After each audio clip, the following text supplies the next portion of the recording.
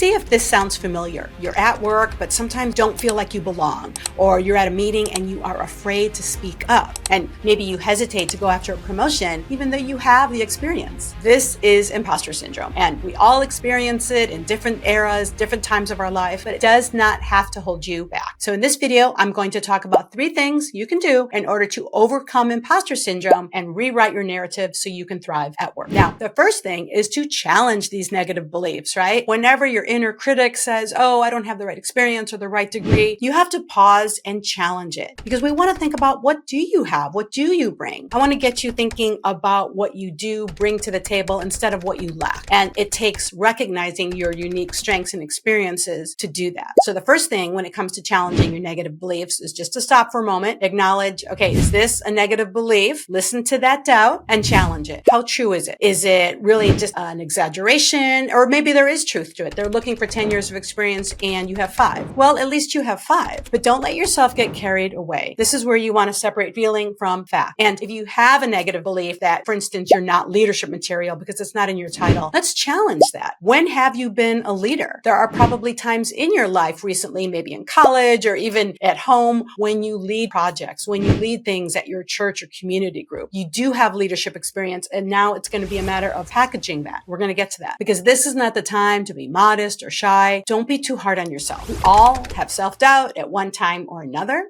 We compare ourselves to other people, and we don't want to do that too much. It's okay to use somebody else's success as an inspiration, maybe as a roadmap to what you might like to accomplish. But don't let comparing yourself to somebody else stop you from doing something because you don't think you can achieve that. So in order to squash the inner critic and those negative beliefs, leaves me to the second step, which is to work on acknowledging and embracing your strengths. Okay, this is how we squash those negative beliefs. To overcome imposter syndrome, you have to start naming your strengths and bring them to the forefront so that they can start taking the place of that negative talk. And one of the best and most effective ways I know to do it is to write it out. Write out 5 accomplishments every morning. Start your day with a journal, okay? And maybe you can do it once or twice a week if that's too much. But list any accomplishment. And a lot of times people will say, for instance, well, I graduated college. Yeah, but getting into college is an accomplishment as well. So every day you will have new things that you think about, large and small, any project you did, any great work you did. And personal things can be accomplishments too, like losing weight or starting a new yoga routine, buying a car, buying a house. There's so many accomplishments that you have. Journaling on them every day will help bring them to your consciousness. That way, that negative self-talk can start taking a back seat. Now, another thing, in addition to accomplishments, are positive traits. These are the things that you know that you're good at work. And we need to use these to remind yourself of your unique value. Maybe you're a team player. Maybe you anticipate problems.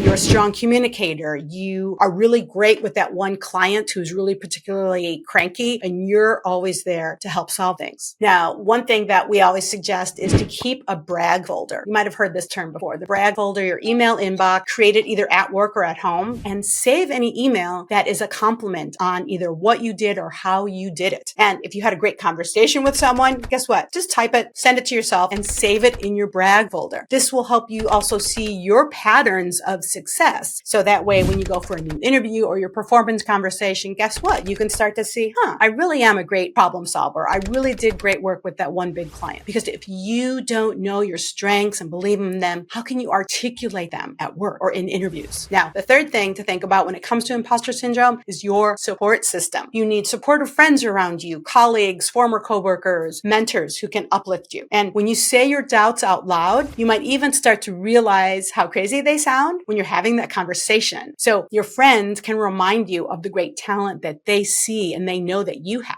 So use the support system also, by the way, before a big meeting, before an interview. Talk to friends who know your value and can help. They can help boost your confidence before you walk into some of these other rooms. So once you've done this, once you've started to really create your log of your unique traits and your accomplishments, I want you to put it all together to rewrite your narrative in any given situation. So let's say a promotion opportunity comes up, right? And your first thought is, well, I don't have enough experience for that promotion. And the promotion says, we want someone with 10 years of experience, right? Okay. You might say, well, I have 7 years of experience, including bringing in that tough project on time, getting that great new client. Let me share that in the interview and see what what happens. And yes, a lot of this is self-talk. That's how we cement change, is by having all these great accomplishments and traits that we know we have in the forefront. That way our mind, instead of going critical and negative, starts to go optimistic, like, maybe I could do that. And remind yourself, by the way, wherever you are in life, you have already cleared a couple of bars. So you got hired by your last company, which shows that you have value. You got called in for that interview, which shows that you have some skills that people are looking for. It's important to acknowledge the important work that you've done to get to where you are. And remember, everyone struggles with imposter syndrome at one time or another.